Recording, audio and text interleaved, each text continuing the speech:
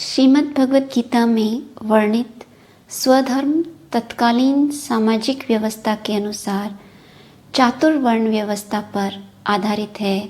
तत्कालीन समाज ब्राह्मण, क्षत्रिय, वैश्य एवं शूद्र इन 4 वर्णों में विभाजित था। गीता में इन 4 वर्णों को देवीय आधार प्रदान करते हुए ये स्पष्ट किया है कि इन वर्णों का सृष्टा एवं कर्ता ईश्वर है।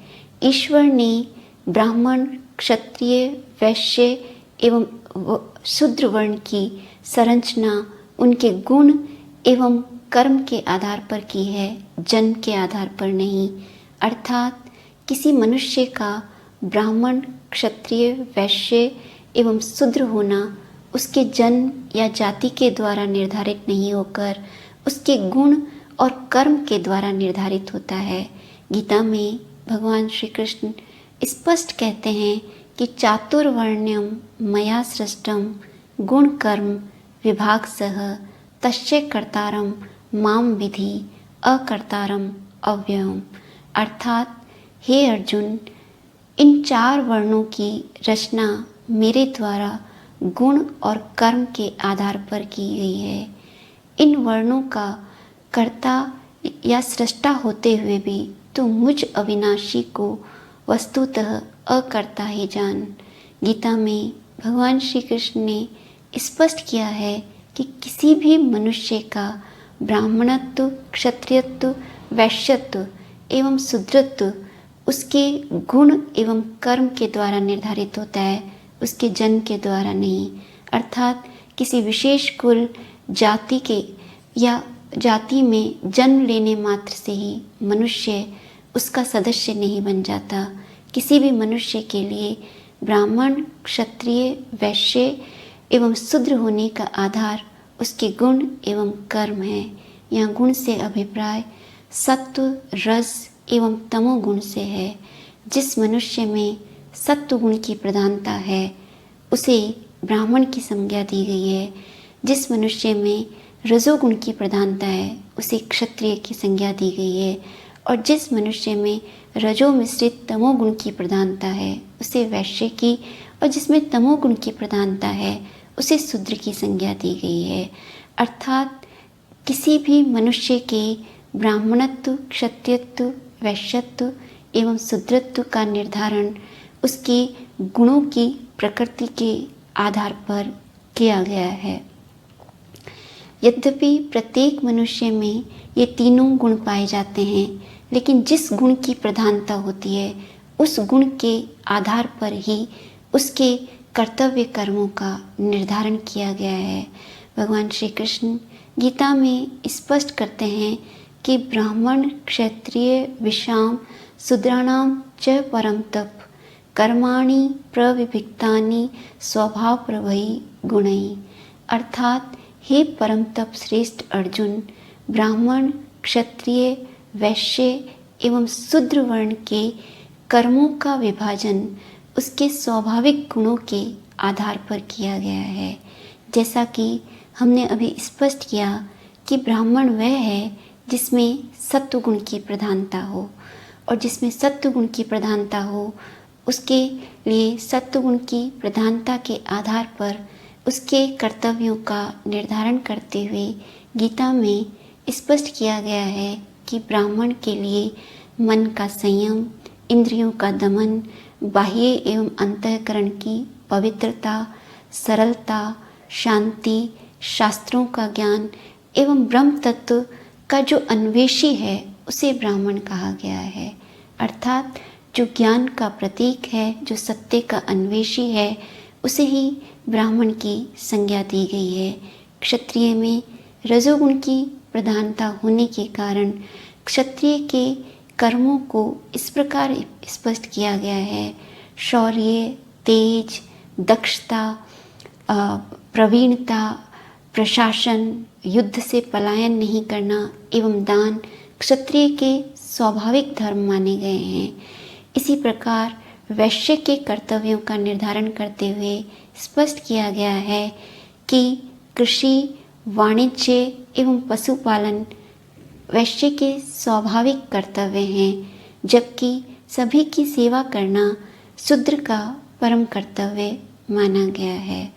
गीता में ब्राह्मण, क्षत्रिय, वैश्य एवं शूद्र के जो ये कर्तव्य का विभाजन किया गया है वह उसके गुणों की प्रधानता के आधार पर किया है। प्रत्येक मनुष्य अपने गुण और कर्म में क्रमिक उन्नयन करके अपने वर्ण में एक वर्ण से दूसरे वर्ण में जाने की उसको स्वतंत्रता है। अर्थात जब मनुष्य अपने स्वाभाविक गुणों में क्रमिक उन्नयन एवं विकास के द्वारा शूद्र से वैश्य, वैश्य से क्षत्रिय और क्षत्रिय से ब्राह्मणत्व को प्राप्त कर सकता है। हमें इतिहास में अनेक ऐसे उदाहरण मिलते हैं जहां हम देखते हैं कि क्षत्रिय से ब्राह्मणत्व का और ब्राह्मणत्व से क्षत्रिय वर्ण को ग्रहण किया गया है। जैसे कि विश्वामित्र जन्म से क्षत्रिय थे लेकिन उन्होंने ब्राह्मणत्व को ग्रहण किया। इसी प्रकार परशुराम जी मूलतः जन्म से जो ब्राह्मण थे लेकिन उन्होंने क्षत्रियत्व को ग्रहण किया। ऐसे अनेक उदाहरण हमें इतिहास में मिलते हैं जिसके द्वारा हमें इस वर्ण व्यवस्था की उदारता एवं इसका लचीलापन स्पष्ट दृष्टिगत होता है। और भगवान श्री कृष्ण ने इसी वर्ण व्यवस्था को गुण और कर्म पे स्वीकृत कर और इसको उदार स्वरूप प्रदान किया है। स्वामी विवेकानंद जी ने स्पष्ट किया है कि चातुर्वर्ण व्यवस्था में जो ब्राह्मणत्व है वही वर्ण व्यवस्था का लक्ष्य है। अर्थात प्रत्येक मनुष्य को ब्राह्मणत्व प्राप्त करना ही वर्ण व्यवस्था का लक्ष्य है।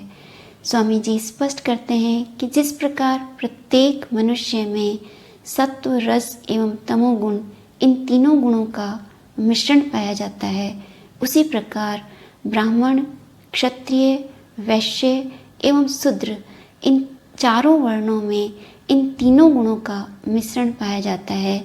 लेकिन इनमें किसी एक गुण की प्रधानता होती है और उसी के आधार पर उसके वर्ण का निर्धारण किया जाता है। मनुष्य अपने गुणों में स्वाभाविक परिवर्तन कर और अपने स्वाभाविक इन गुणों में उत्तरोत्तर विकास और उन्नयन कर वर्ण व्यवस्था में परिवर्तन के लिए स्वतंत्र है। स्वामी विवेकानंद जी ने स्पष्ट किया है कि इनमें से कोई भी वर्ण जो है वह निम्नतर नहीं है। प्रत्येक वर्ण की सामाजिक व्यवस्था को बनाए रखने में महत्वपूर्ण भूमिका है। स्वामी जी ने स्पष्ट किया है कि जिस प्रकार प्रत्येक मनुष्य अपने जीवन में कभी ब्राह्मणत्व को ग्रहण करता है, कभी क्षत्रियत्व को, कभी वैश्यत्व को, तो कभी शूद्रत्व को। उदाहरणतः जैसे जब मनुष्य ज्ञान एवं सत्य का अन्वेषी होता है तो वह ब्राह्मण मानने के योग्य ही है। इसी प्रकार जीवन में आने वाली विषम परिस्थितियों में जब मनुष्य साहसपूर्वक उनका सामना करता है तो वह क्षत्रिय होता है। इसी प्रकार जब हम क्रय विक्रय की बुद्धि से युक्त होकर जीवन में कोई व्यापार करते हैं तो हम वैश्य की भूमिका में होते हैं। और इसी प्रकार जब हम अपनी आजीविका के लिए किसी की सेवा करते हैं तो हम शूद्र की भूमिका में होते हैं। यहाँ स्वामी विवेकानंद जी ने यह स्पष्ट किया है कि चारों वर्णों में सामाजिक व्यवस्था को बनाए रखने के लिए प्रत्येक वर्ण की महत्वपूर्ण भूमिका है और ब्राह्मणत्व को ग्रहण करना या ब्राह्मणत्व की ओर उन्मुख होना ही इस वर्ण व्यवस्था का उच्चतम लक्ष्य है और प्रत्येक मनुष्य इस ब्राह्मणत्व की ओर अग्रसर हो सकता है, क्योंकि जैसा कि हमने गीता में स्पष्ट भगवान कृष्ण के द्वारा ये देखा कि ये जो वर्ण व्यवस्था है वह गुण और कर्म पर आधारित है, जन्म पर आधारित नहीं है। यहाँ हमारे लिए यह एक विचारणीय प्रश्न है कि गीता में वर्णित स्वधर्म तत्कालीन सामाजिक व्यवस्था के अनुसार चातुर्वर्ण व्यवस्था पर आधारित थी, किंतु वर्तमान सामाजिक व्यवस्था चातुर्वर्ण व्यवस्था पर आधारित नहीं है। अतः वर्तमान सामाजिक व्यवस्था में स्वधर्म की क्या महत्ता एवं प्रासंगिकता है। क्या स्वधर्म वर्तमानकालीन सामाजिक व्यवस्था के लिए भी उपयुक्त है या नहीं? यहाँ यह स्पष्ट करना आवश्यक है कि निश्चय ही गीता में वर्णित स्वधर्म तत्कालीन सामाजिक व्यवस्था के अनुसार चातुर्वर्ण व्यवस्था पर आधारित थी, किंतु इसका अभिप्राय यह नहीं है कि यह स्वधर्म केवल वर्ण व्यवस्था पर ही आधारित है। स्वधर्म का संबंध सामाजिक व्यवस्था में मानवीय कर्तव्य के द्वारा किया गया है। सामाजिक व्यवस्था में प्रत्येक मनुष्य का कोई न कोई कर्तव्य होता है, जिसके द्वारा वह सामाजिक व्यवस्था में अपना अहम योगदान निर्वहन करता है, और यह उसका कर्तव्य ही उसके स्वधर्म का निर्धारण करता है। प्रत्येक मनुष्य अपनी अभिरुचि, संस्कार, पुरुषार्थ, गुण एवं कर्म के आधार पर सामाजिक व्यवस्था में जो कर्तव्य प्राप्त करता है, उसका वह कर्तव्य ही उसके स्वधर्म का निर्धारण करता है। गीता रहस्य में बाल गंगाधर तिलक ने इसी मत को स्पष्ट करते हुए कहा है कि जहाँ कहीं भी चातुर्वर्ण व्यवस्था अत्यंत शोचनीय एवं दयनीय स्थिति में है, वहाँ प्रत्येक मनुष्य को अपनी सामाजिक व्यवस्था के अनुसार जो कोई भी कर्तव्य प्राप्त हो जाए, वह कर्तव्य ही उसके स्वधर्म का निर्धारण करता है।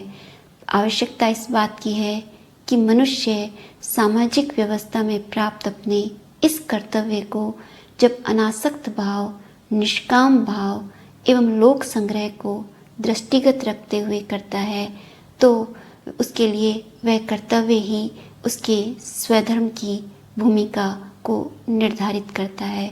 इस प्रकार यहाँ ये स्पष्ट है कि स्वधर्म जो है वह केवल वर्ण व्यवस्था पर आधारित नहीं है। स्वधर्म सामाजिक व्यवस्था में मानवीय कर्तव्यों को निर्धारित करती है।